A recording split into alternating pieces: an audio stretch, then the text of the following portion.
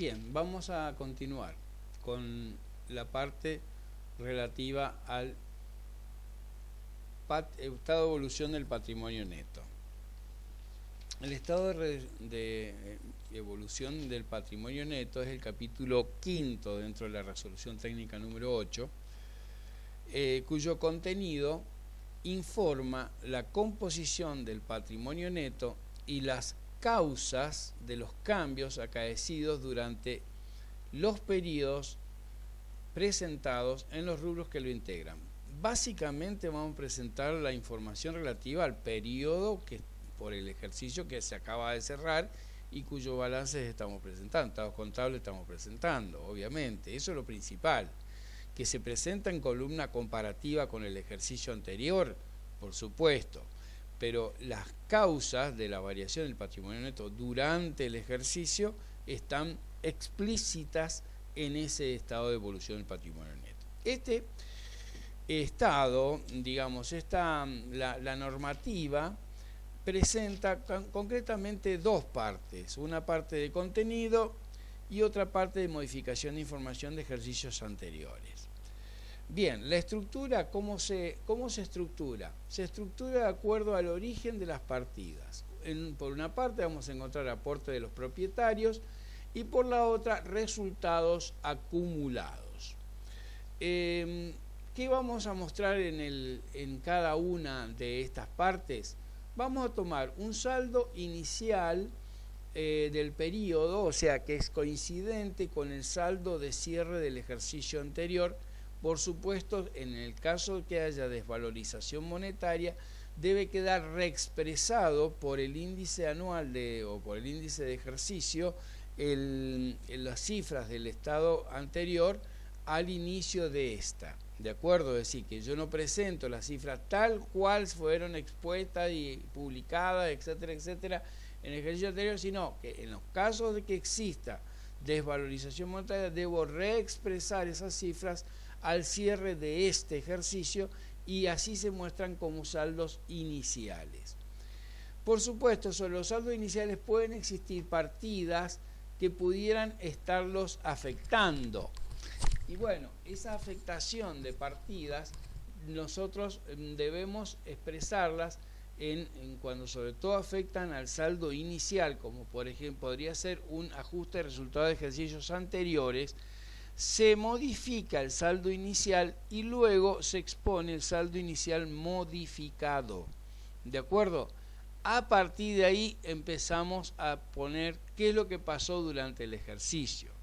Las variaciones en el aporte de los propietarios que podrían ser por nuevos aportes de los propietarios, por la recepción de aportes con prima, con nuevas suscripciones con prima, podrían ser la recepción de aportes irrevocables, podría ser, en fin, eso podrían ser básicamente, y también por supuesto en el caso de reducción del capital o de utilización de saldos de ajuste al capital, de primas de emisión, de aporte irrevocable para absorber pérdidas.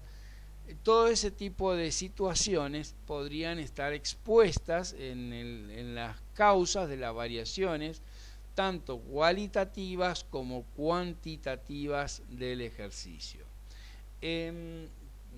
Por supuesto, luego tenemos el caso de los resultados acumulados. Acuérdense que los resultados acumulados van a estar integrados por dos partidas, las ganancias reservadas y los resultados no asignados, y también podríamos agregar acá una tercera alternativa derivada de la existencia o no, pero si existe por supuesto va a estar ahí, de los saldos de revalúo.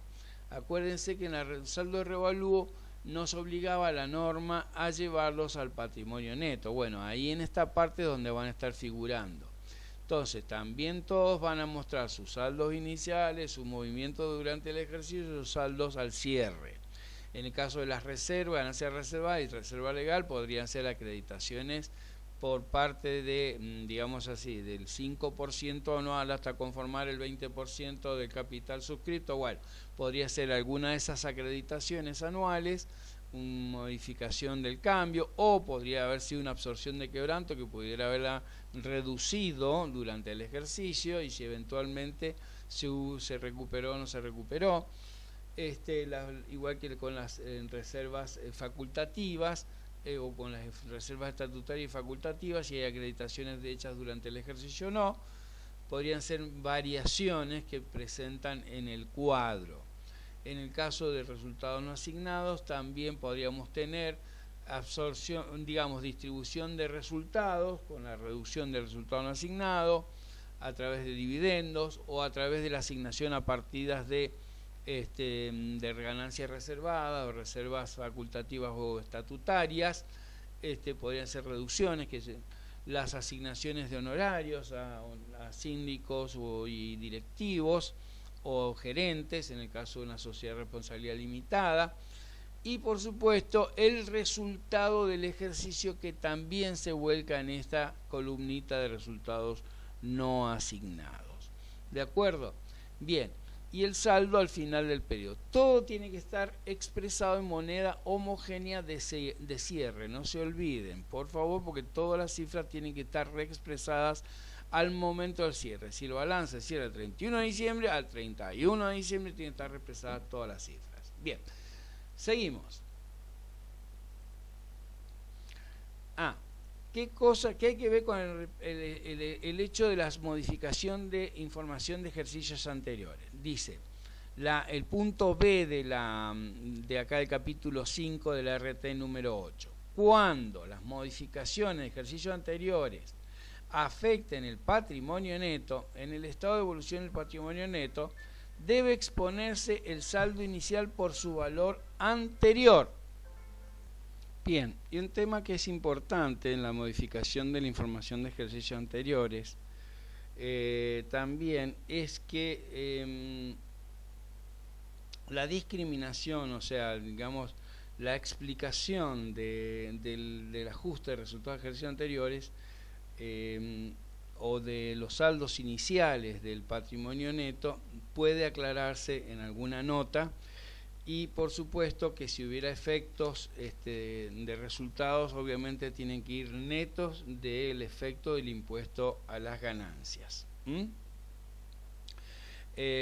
Dice las modificaciones en el aspecto comparativo, las modificaciones de resultados de ejercicios anteriores se presentan netas del efecto de impuesto a las ganancias, lo que nos dice ya en la última parte del punto B del capítulo 5, el estado de evolución del patrimonio neto de la RT número 8.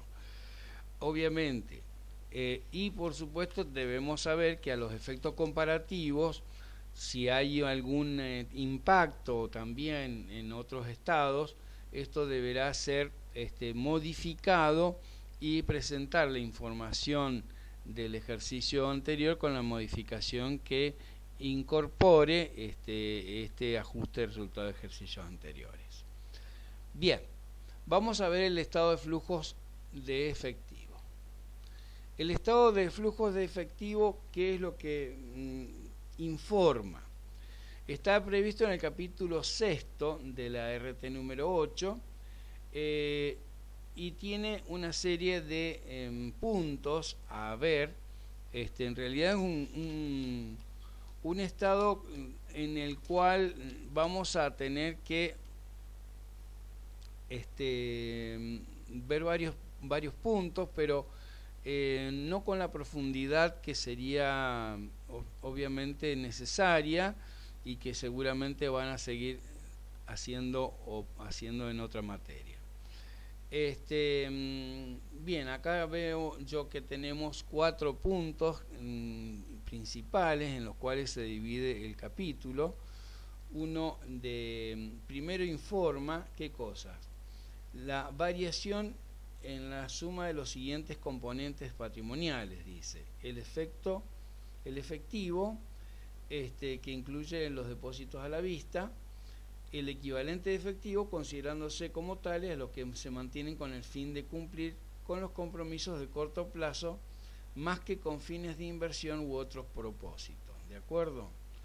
Entonces, el efectivo y los equivalentes de efectivo son los que nosotros vamos a tener en cuenta para ver cómo varían de un ejercicio al otro. Es decir, nosotros teníamos, supónganse que no teníamos nada más que caja y bancos en un ejercicio y teníamos 1.000.000.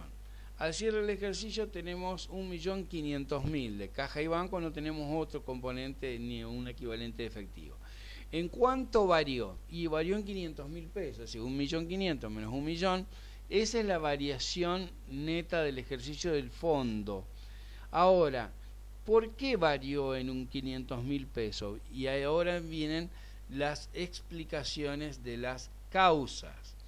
Entonces, en la estructura tenemos que explicar las causas de la variación y tipifica este cuadro las variaciones en tres: en actividades operativas, en actividades de inversión y en actividades de financiación.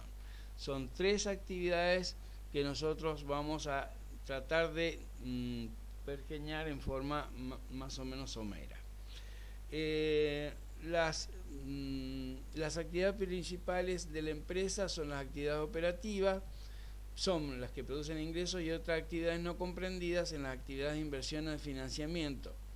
Incluyen flujo efectivo y equivalentes provenientes de compras o ventas de acciones o títulos de deuda destinados a la negociación habitual. El efecto de estas actividades podrá exponerse por el método y nos da dos posibilidades: la exposición por el método directo o por el método indirecto.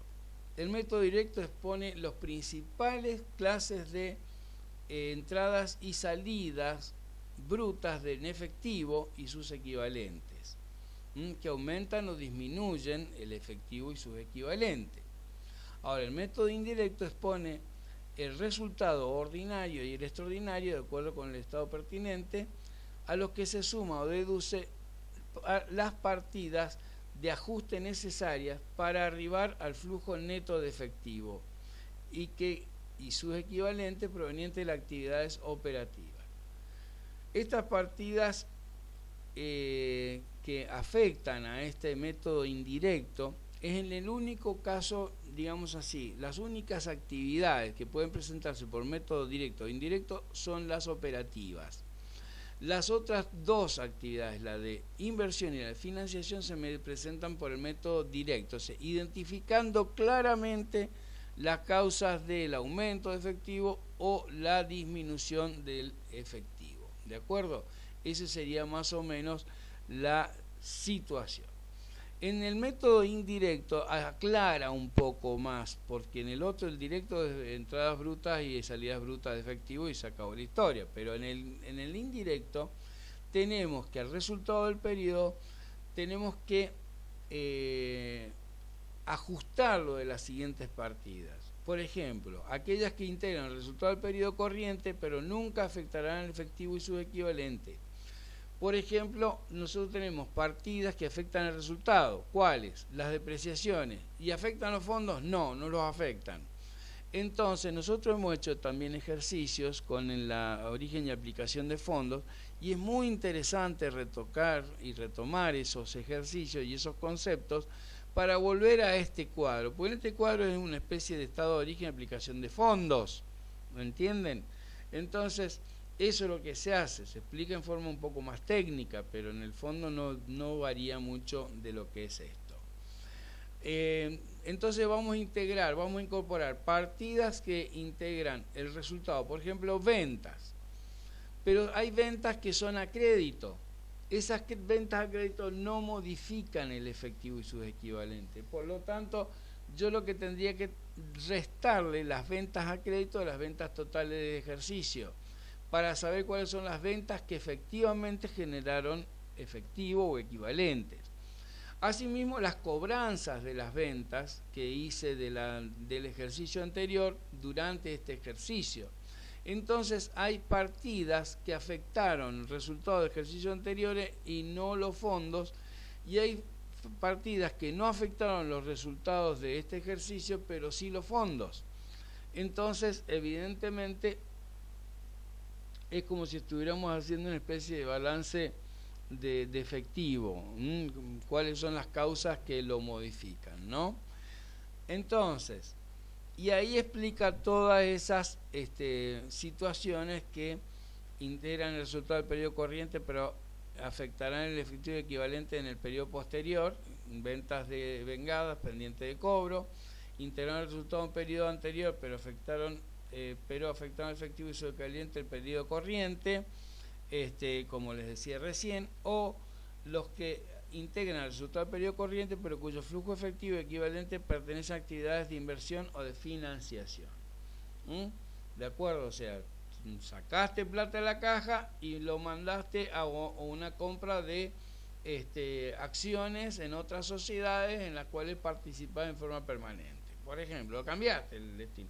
Entonces, no perdiste activo, pero resulta que perdiste efectivo y equivalente. Entonces, esto es lo que trata de mostrar este estado. Después, actividad de inversión dice corresponde a adquisición y enajenación de activos realizables a largo plazo. Supóngase, toda la inversión de bienes de uso entra en esta actividad de inversión, que no son equivalentes de efectivo, excepto las mantenidas con fines de negociación habitual. Los flujos de efectivo y su equivalente por actividad de inversión relacionadas con la adquisición y enajenación de sociedades controladas o de otras unidades de negocio deben presentarse separadamente de estas actividades. O sea, evidentemente nos pide una explicación muy detallada de cómo se generan o se aplican los fondos en la entidad. Finalmente, la actividad de financiación corresponde a los movimientos efectivos resultantes de transacciones con ¿quiénes? Con los propietarios de capital o los proveedores de préstamos. Si cuando tenemos préstamos o pagamos préstamos, vamos directamente por la parte de financiación. Cuando los dueños o socios hacen nuevos aportes de dinero, ya sea con prima, sin prima, etcétera, ahí va también la actividad de financiación. Cuando recibimos un aporte irrevocable a cuenta de futuras suscripciones, ahí va en actividades de financiación. ¿De acuerdo? Ahora, cuando hay partidas extraordinarias, ¿qué deben hacer? Atribuirse las actividades operativas de inversión o de financiación lo que corresponda. O sea, si extraordinariamente nos ganamos la lotería, entonces tenemos una plata extra que nunca tuvo nada que ver con la actividad operativa. Y la plata de que nos ganamos la lotería la destinamos a comprar un bien de uso. Entonces tenemos una actividad de inversión, pero extraordinaria. ¿De acuerdo? ¿Qué pasa con los intereses, dividendos e impuestos a las ganancias? Los flujos efectivos y sus equivalentes por intereses, dividendos recibidos y pagados, así como el impuesto a las ganancias pagado, deben presentarse por separado y clasificarse individualmente de manera consistente de un periodo a otro. Dice así la norma. ¿Qué es lo que nosotros podemos decir? Vos podés, acá también nos permite afectarlo a actividades operativas o actividades de financiación. Si yo pagué intereses a un prestamista porque me prestó plata para hacer una inversión o para evolución, evidentemente eso irá por actividades de financiación. Pero si yo pagué intereses normales de la operatoria con mis proveedores, esos intereses corresponderán a afectarlo a actividades operativas, ¿me entienden? O si pagué intereses por el hecho de que estuve instalando un bien de uso, entonces estoy en esa situación de actividades de inversión. Bien, pueden exponerse por importe neto, ingresos y pagos de efectivo equivalente hechos por cuenta de terceros y partidas cuya rotación sea rápida, procedente de esas partidas de rotación rápida cuyos montos sean importantes y cuyos vencimientos sean cortos. Bueno, esos son compensaciones de partidas entre salidas y entradas de dinero, que uno puede también hacer y está permitido acá en los efectos de... ¿Hay más para ver? Sí, por supuesto, hay mucho más para ver. También la modificación de ejercicio anterior afecta el saldo inicial del efectivo y sus equivalentes y hay que tenerlo presente. ¿De acuerdo? entonces también se obliga a exponer ese ajuste en los saldos iniciales por ajuste de resultados de ejercicios anteriores. Y en cuanto a información comparativa, también se presenta en forma comparativa con lo ocurrido en el ejercicio anterior cuando son balances de ejercicio, o del periodo equivalente anterior cuando son balances intermedios. Bien, entonces también está la... Finalmente nos vamos a dedicar a la información complementaria, pero lo vamos a hacer en una próxima grabación.